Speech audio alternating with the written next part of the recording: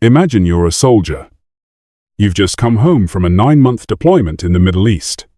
You walk through the door of your government-assigned housing. Your 6-year-old runs to hug you and starts coughing. Black mold is growing behind the walls of her bedroom. Lead paint is peeling in the nursery where your newborn sleeps.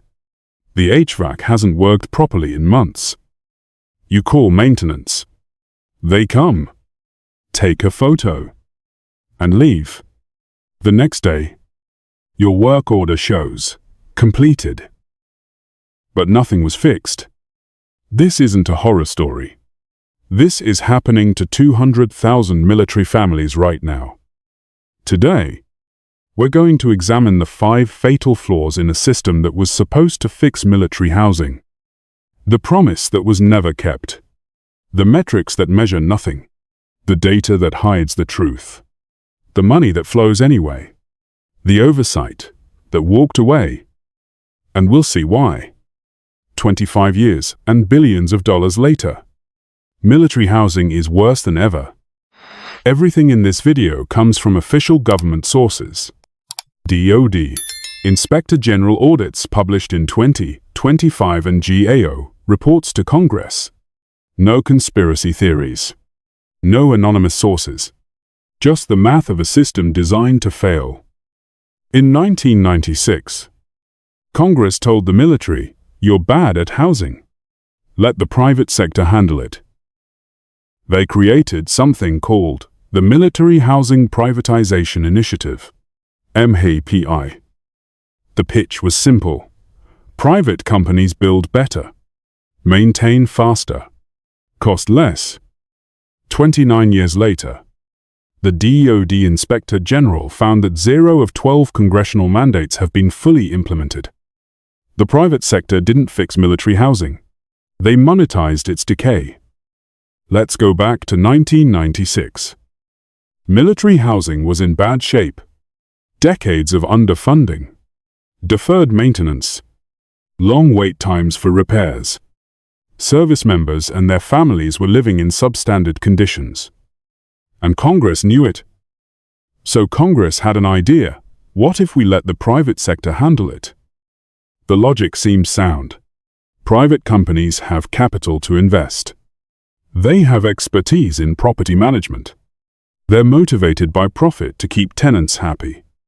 And competition would drive quality up and costs down. It made sense on paper.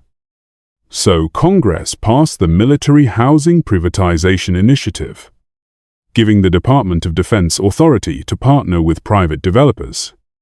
Here's how MHPI works. The Department of Defense leases land to private developers for 50 years. Let that sink in. 50 years. That's a contract that won't expire until the 2040s and 2050s.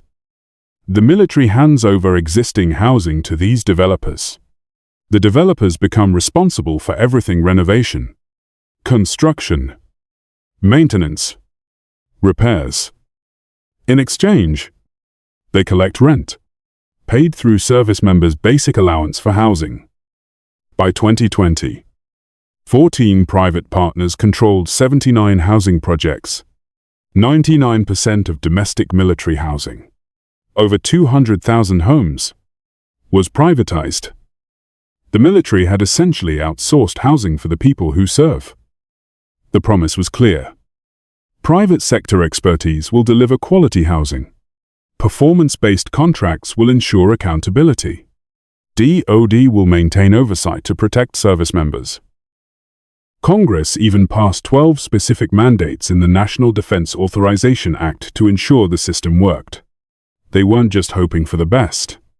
They wrote requirements into law. Everything was set up for success.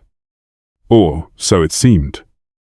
But here's the thing about 50-year contracts with 14 companies managing 200,000 homes. What happens when the metrics you use to measure success don't actually measure success? Which brings us to fatal flaw number 2. Let me introduce you to Sarah. Sarah is a military spouse at Fort Bragg, North Carolina. Her husband is deployed overseas. She has 3 kids, The youngest has developed respiratory issues. The pediatrician says it might be environmental. Sarah suspects the black mold she's seen growing in the bathroom. She calls maintenance. They come within 24 hours. That's the requirement. They take a look, spray some bleach, and leave. The next day, her work order shows completed. Response time 18 hours. The contractor hit their metric. But the mold is still there, and her daughter is still coughing. Sarah calls again. Same process. Someone shows up, marks it. Completed.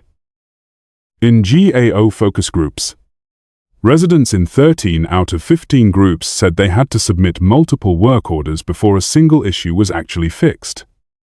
Sarah isn't an exception. She's the rule. So what's going on here? Here's what the GAO found. The performance metrics used to evaluate these contractors measure response time, not repair quality. A common indicator is how quickly did the contractor respond to a work order. Not, was the issue actually fixed? Not, is the housing unit in good condition? Just did someone show up fast enough? The GAO literally wrote, and I quote, "Performance metrics focused on quality of maintenance and resident satisfaction may not accurately reflect private partner performance related to the condition of privatized housing." Let me translate that government speak. The metrics measure nothing that matters. And it gets worse. These contractors can earn performance incentive fees, essentially bonuses, for hitting their metrics. So what behavior does that incentivize? Close work orders fast. Whether or not the problem is fixed. It's like rating a restaurant on how quickly they bring you the check, not whether the food was edible. The DoD Inspector General found that contractors at the installations they reviewed may have received $228,460 in incentive fee overpayments over just 5 years. They got paid for performance they didn't deliver. But maybe someone is tracking all this. Right, maybe there's a database somewhere showing which homes have mold, which contractors are underperforming, which installations need attention. There is. Sort of. And it's completely unreliable. Fatal flaw. Number 3. Every time Sarah calls about her mold problem, a work order gets entered into a tracking system. In theory, this data could show how many homes have mold issues, which contractors are closing orders without fixing problems, which installations have systemic failures. In practice, the GAO found the data is useless. Direct quote, "Work order data cannot reliably be used for ongoing monitoring of privatized housing because of data anomalies and inconsistent business practices." Why? Because there's no standardization. When Sarah reports mold, how does it get categorized? Depends on who enters it. It might be filed under mold, mildew, or plumbing and bath, or heating and cooling, or just general. The GAO found the terminology varies by installer, by partner, by installation. So, if you want to know how many homes at Fort Bragg have mold problems, you can't answer that question. The data doesn't exist in a usable form. Imagine a hospital that records patient discharged, but not patient cured. That's what we're dealing with here. And it gets even more absurd. DoD reports to Congress that resident satisfaction is 87%. Sounds great. Right, almost 9 out of 10 military families are happy with their housing. But the GAO found those numbers are, and I quote, unreliable and misleading. First, the surveys ask about community satisfaction, not housing condition. You can love your neighbors and hate your moldy walls. Those are different things. Second, different military departments translated the survey responses differently. The Air Force counted neither agree nor disagree as satisfied. The Army changed their methodology from year to year. Third, the GAO found actual calculation errors in DoD's reports. Missing data. Wrong formulas. 4 major Army installations weren't even included in the numbers. Congress asked, "Are military families satisfied with their housing?" DoD answered, "They like the neighborhood." That's not the same question. So the metrics don't measure quality. The data is unreliable. The satisfaction numbers are misleading. But surely the money stops flowing when things go wrong. Actually, no. Fatal flaw, number 4. Here's how the money works in MHPI. Service members receive a basic allowance for housing. BAH. If they live in privatized housing, that BAH goes directly to the contractor. The contractors use that revenue to pay, in order, operating expenses, taxes and insurance, debt payments, management fees, and finally, maintenance. Notice where maintenance falls in that priority list. At the bottom, the system is designed so contractors get paid first. Maintenance comes from what's left over. And remember those 50-year contracts. Imagine signing a cell phone contract in 1996 and being locked in until 2046. No matter how bad the service gets. That's MHPI. These aren't competitive contracts that get rebid every few years. There's no market pressure to improve. The contractors have guaranteed revenue for half a century. And military families. They can't just move. Some stay because of proximity to base services, medical care, commissary, schools. Some stay because their kids are in the Exceptional Family Member Program and need specialized support that's only available on base. Some stay because off-base housing in the area is unaffordable or in unsafe neighborhoods. They're a captive market.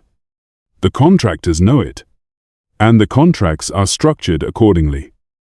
The DoD Inspector General found potential overpayments of $228,460 in performance incentive fees.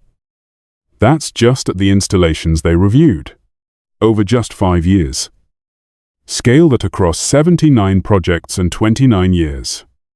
We're talking about a system that has paid billions to contractors while families lived in mold. And the contractors have no reason to change. The metrics say they're succeeding. The checks keep coming. But wait, where was the military in all this? Where was the oversight? Fatal flaw number 5. When MHPI started, the military housing offices had robust staffing. At Fort Bragg alone, 15 positions dedicated to housing oversight. After privatization 15 became 3. The logic was, the private sector will handle it. We don't need as many people. But that created an oversight vacuum. The GAO found that 82% of Army residents surveyed didn't know how to escalate housing issues. Residents in focus groups said they didn't even know the military housing office existed. Some thought the housing office was the contractor. They couldn't tell the difference. The military said, the private sector will handle it, and then walked away from the room. In 2013, the Army issued a memo, since rescinded, that explicitly stated garrison commanders were not to authorize health and welfare inspections of privatized housing. Read that again. The Army told its own commanders, don't inspect the housing where soldiers' families live. The rationale was that these were private properties now. The military shouldn't interfere. But when families complained about mold, lead, and vermin, there was no one with authority to verify their claims. No one to hold contractors accountable. No one watching. It took a Reuters investigation in 2019 to expose what was happening. Journalists found what the military couldn't, or wouldn't, see. Military families testified before Congress. The stories were devastating. Mold, lead poisoning in children, pest infestations, and contractors who kept collecting checks. Congress responded with the fiscal year 2020 NDAA, passing 12 specific requirements for reform. That was 2020, 5 years ago. In 2025, the DoD Inspector General published 2 audits. The first found that 0 of 12 NDAA requirements had been fully implemented. 0 out of 12, after 5 years. The second found that military housing offices at all 7 installations reviewed failed to properly complete inspections. 7 out of 7. Congress passed reforms. The military ignored them. Congress mandated inspections. The military failed them. This isn't incompetence. This is institutional abandonment.